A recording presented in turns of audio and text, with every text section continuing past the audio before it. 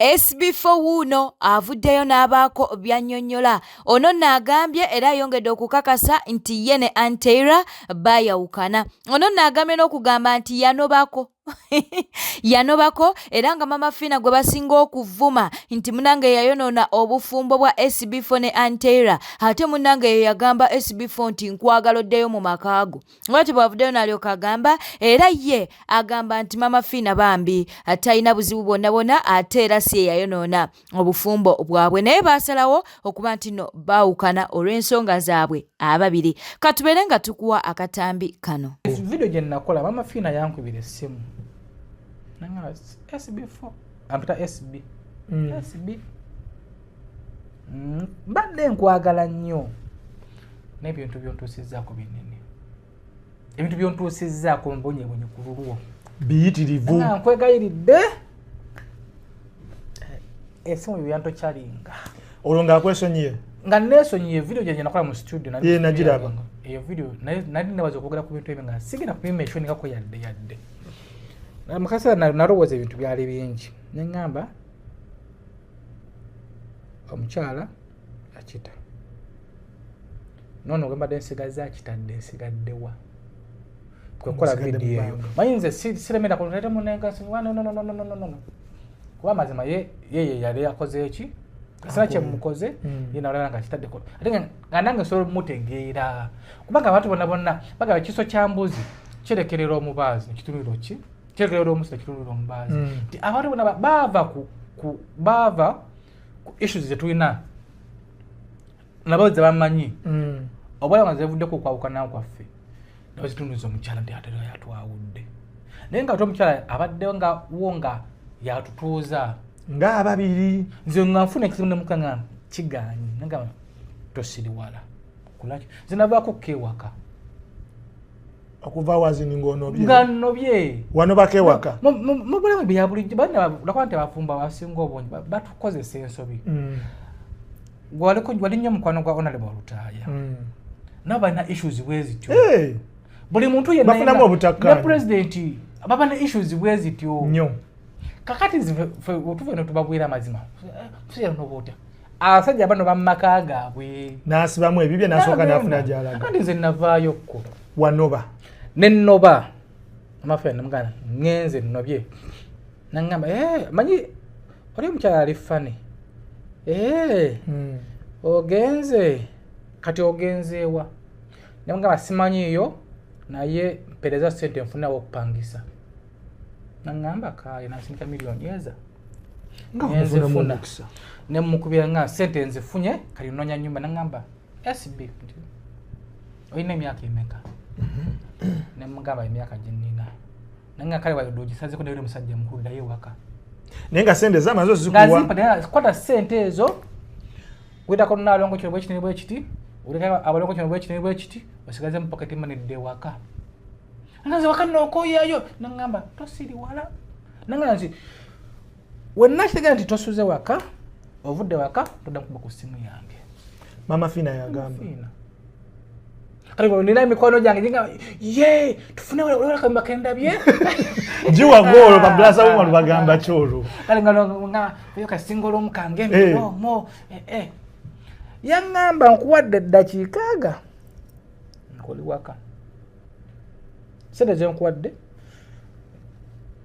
nalonga mugida ko kino abalonga bagida ko kino sede mu pocket money waddayo naddayo nanda ngabo ni musanyofu anti ofunye mu ne kasente ezirayo era dale sawalanga 2 ezekiro wadde ng'abantu bangi munange bali mu kusabula omugenzi Kalangwa naye ate baabe Kayunga basiima okitegeera. Twagala tubeere nga ate tukulaga ku kyakimbuyeyo kyaki gy'abadde azimba era nga munange badde abakusinza bajja kubeera nga bakuŋŋaaniramu wabula ono nno waagendedde okufiira nga tennaggwa nga woli mu kuba nti nate ogiraba awo ekitegeeza abadde musajja wa Katonda abadde musajja nga akulaakulanya era ng'alina ebirooto eby'enjawulo kale ye ekkanisa bambi gy'abadde agenda mu maaso n'okuba nti nno azimba abakristaayo babeere ng'ate basinziza omwo wabula abantu era abeekayunga bakyagenda mu maaso bo bagamba nti omuntu waabwe yandibanga akabenje kano kabadde bukabadde nga kagenderere katubeere nga tukuwa akatambi kano. Tunyoleddwa Pulezidenti Museveni tuyambe ku bantu abeefuula bannannyini nsi abatugumbula bannaabwe notta omusajja eyakuleeta mu bukulembeze ne mutta bannammwe olw'okuba mukulembeze Jenosali Musala tuyambe taata tuyambe oliwa ogoba nsonga nonyereza ku kyasa kyemaani waffe kubanga yafudde mu mmotoka baabaddemu bana naye yeye yafudde yona tetuli basanyufu twagala bwenkanya. Justin Nantume twagala tubeere ng'ate etukuwa akatambike ali mu kulaajanira exiwe Kaweesa nakati bw'okyali kuba muziremu mufumbirwe ndabe tweyokere mu nju gyali muyitirivu nnyo ensanja awakubuzeewo wano ekyengera muziremu mufumbirwe tweyokereko mu nju babiri kuba kati nange napaala taata nalozaako ogutali gumwe gutali ebire gutali esatu gutali ene gutali mukaaga tamu musaavu tamu n'ataano ate n'embala ebere n'embigala ebigere n'embala ebigere byonna n'embalayo n'enzira ku nviiri kamu n'ezimalayo obadde otya njagala tweyokere mu nju nkuddamu bannanga bandaba mukomentinga awo mugambe nti ddayo simu yenjirina twogera nzireyo naye atalina omukazi saagala kumuyisaamu nze be bampisaamu bambi mukyala Kaweesa nkutumiddeko nnyo sijja kujja ku lulo kuba nze buli lwenzijjukira nti nayisibwa bubi omukazi anjagalidde omusajja naye saabalabangako nti mbamanyi nti bamuliraano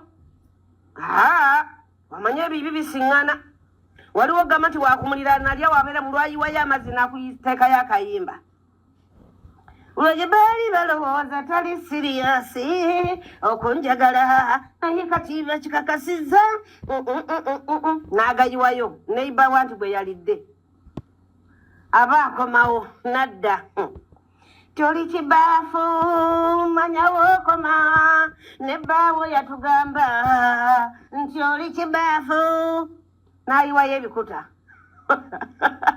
bani nandika okulya emmere nga tegenda omusajja akwanye okumpi ajo alumya ate nga negwakwanye wakajanja ate nga negwakwanye bamunyumirize ebindiko nga bwesimwa kyenyi nga bwesinaaba kutukula okusenyoka okwagaana nga neiba babimunyumiza dda n'alyoka abikuteera mu buyimba awo eyali tayoleza mu nnyumba n'ayoleza wabwe ng'ayoleza mu nju n'avayo n'ayoleza nga kabalaza w'omulabira n'alyoka kuba obuyimba nga byakuyimba ddala bikuliko taata kiniini yabimugamba obwo obufumbo nabwo gye buli bwe butyo nenze kale omwami wange yaleetanga buleesi besimanyi naye baalinga nnyo bakyotala nga bavaawo Mmengo nalino saagala bakyotala balina enviiri zikomako nagiramu ati nagira ati naawe enjula nakakola bwati ng'olina kakaati akusange ng'otaddeko ka ipenso wano ebikonde bikubibwe kalipusitiiki n'okasaako ewaka ebikonde ne bikubibwa obwamalayo obukujjudde naye nga gwaleese mu nju byonna abirina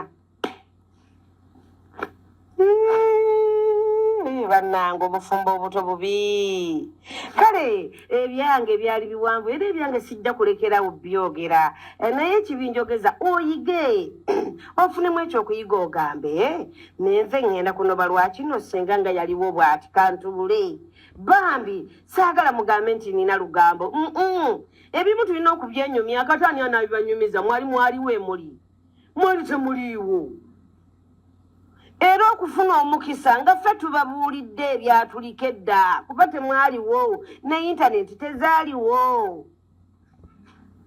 Vidiyo gye naddako okuzza wano ngenda kuleeta abaana bange bannange abasajja abantu banjogerera abantu boogera ebigambo nedda oyo teyakola bw'ati oyo tuludde nga tumulaba mu ndeeba oyo teyakola bw'ati oyo talina mwana oyo takola atya kale basizaala ng'ewooma buwoomi nakyo kikulu. Kalangwa yaliko bba wa Mary Bata. Kalangwa yaliko bba wa Mary Bata. Mary Bata akyali mu Queen Production ebiseera ebyo nali Kawongo ku mwalo. Mary Bata ng'ajja mawulire ne gatandika gakyakanya ensi ekimanyi kuba Mary Bata mukwano gwange nnyo omu ku bakyala b'empa ekitiibwa sola mwogerako byaki byakalebule era we tuba tusaasira tumusaasira afiiriddwe omuntu omu akola memory mu bulamu bwe ali mu bulamu bwa Mary Bata. Kalangwa abubaddemu nnyo Mary Bata okufuuka kyali. Kalangwa yakwata ku Mary Bata. Yes sir. Kati Mary Bata lagitavaayo ezo ennyimba Edeni ki Kalangwa ye yamukwatako ye yali promota we yalinga manager we n'amanaginga ddala kubeera yali alina okumanajinga mulina bwino mbadde ate nesibimanyi era saawa zino alabika tali mu ngatto kubanga yeesibye ekimu alina okukungubaga Mary Bata. Okay. So kati Kayunga yafudde ki? Kalangwa yafudde ki? Yafudde accident awe sukaawo n'atera otuuka ennazigo. Yesu yeebazibwa abooluganda nze Sami gw'olaba mu katambi kano nzize okwetonda olwa vidiyo eno era gintambulize ekeetuuke kwoyo gwe kikwatako neetondera omuyimbi Mary Bata famire yo management yo mikwano gyo n'abawagizi bo mwenna abalabye akatambi kano ebikalimu si bituufu era neetondera famire y'omugenzi Kalangwa abaana abako n'ab'emikwano nsaba mu nsonyiwe kuba bayibuli gyensoma ennaku zino tenzikiriza kwesitaza muntu yenna we wabaawo ayeesitadde mu bigambo ebirimu nsaba mu nsonyiwe neetonze gye muli ne mu maaso ga Katonda era nsaba abawa ekisa ku mitima mu nsonyiwe. Kalangwa omutuufu gwe twabadde tulina okwogerako y'ono naye obuzibu we bwajjidde ono Kalangwa weeni aleero Kalangwa ono naye agobera nnyo Kayunga munnange mabegako Kalangwa ono yaliko maneja wa Mary Bata era ne boogera nti adeetingaani Mary Bata naye olw'okuba twabadde mu kufiirwa ffenna nga tunyolerwa wamu jjukira Mary Bata mukwano gwange saakoze vidiyo eno gezaako kumutyoboola nabadde nnumwa naye naye olw'okuba ebbanga ddene twabuzaabuziddwa Kalanga ky'omutuufu ensobi we yabadde weewano Kalangwa ono weeni aleero naye agobera nnyo Kayunga kati ate n'oli naye weeni aleero ate weekayunga kati Kalangwa omutuufu eyayogerwako mbu yadeetingako Mary Bata y'ono naye nga yali maneja we Full figure wuno avuddeyo n'alyoka agamba nti bannange abantu bagenda na kutya okuba nti beesimbawo ku bwa sipiika anti buli munnange afuuka sipiika bamuggyako nga teyeeyagalidde era nga bamuswazizza katubeere nga nabyo tubikuwa esewayo kati sesegomba bwa sipiika nalyoka nesisoma ebitabo byange nga bitono sipiika ky'abantu gwe bagenda okuddamu okuba ekitiibwa ani agenda okuddamu obwegomba. After kubeera speaker, you're losing everything. Oswala what? End of life of a speaker. You get it? I don't know. Simanyi obanze ncheba bulala, but I'm a Ugandan. I'm going to be a Ugandan. Anita Mongo is a Ugandan. Is a mother. Akoze ko byasobodde okukolako.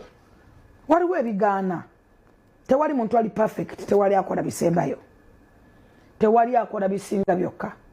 Ku social media ng'abantu bajaganya olw'okufa kwa Kalangwa. Kigambo kiri very unfortunate kubanga Kalangwa ne Kayunga weewaawo omulungi tabulako kamogo alina ebirungi bingi wano byabadde atukolera. Infact buli muntu yenna abadde yeetaaga ensimbi ng'alina kyakola, kebeere kereziya, kabibeere ebibiina by'abakyala, kabibeere kukola buli kintu kyonna wano abadde yeeyisanga n'okusinga mubaka wa paaliyamenti ng'ayimirirawo nti gy'obeera anoonya kalulu kaako kaba paaliyamenti. N'olwekyo abadde ayimiriddewo nnyo olw'ekibiina kya NRM ate n'olw'ekibiina ky'ekereziya mwasinziza. Ayambye nnyo abantu aba buli kika. Weewaawo waliwaddewo challenges naye akoze omulimu gwa ttendo. Buli we mbadde ŋŋenda abantu nga bampise ku fundraising okubayamba mu kino nakiri, mwami Kalangu ono mbadde mumusangawo. Kale nno nangondeza nnyo omulimu kuba omanyi tebatulonda mu buweereza buno, oluusi abamu baweereza abalala tebaweereza. Naye Kalangu nga abeerawo, twazimba wano ekizimba ky'Eperemaya, Kalangu oyo nga yakulembeddemu ekyekereziya eno ekyekigo kino. Mu bbanga COVID awo yabeererawo ne tukimala kyakalina ndowooza ziweranga 4, kizimbe kinene nnyo. Ne tukimala era kyekizimbe kisinga obunene wano mu Kayunga Town Council. Ne tukimala nga yakulembeddemu omulimu ogwo. Kwegamba abadde teyeebalira mu kusaasaanya ensimbi okuyamba abali mu buzibu, abeetaaga obuyambi, okukulaakulanya disitulikiti eno. Abadde musaale nnyo era amaketinze nnyo disitulikiti eno nga bw'oyogera Kalangu oba oyogera ku Kayunga, bw'oyogera Kayunga oyogera ku Kalangwa. Kwegamba atuleeseremu eddibu ddene nnyo tetumanyi abeetaaga obuyambi bwe gye banaddukira, naye Mukama Katonda amututte ajja kuleeta ndowooza solution okusobola okwongera okutambuza Kayunga okugenda mu maaso. Bweteta mudabadde mulabi mulungi alakwekumula ku Newspark channel kankusobere ngo subscribinga o likinga n'okuleka obubaka bwawo mu comment section. Beera bulungi, weeraba.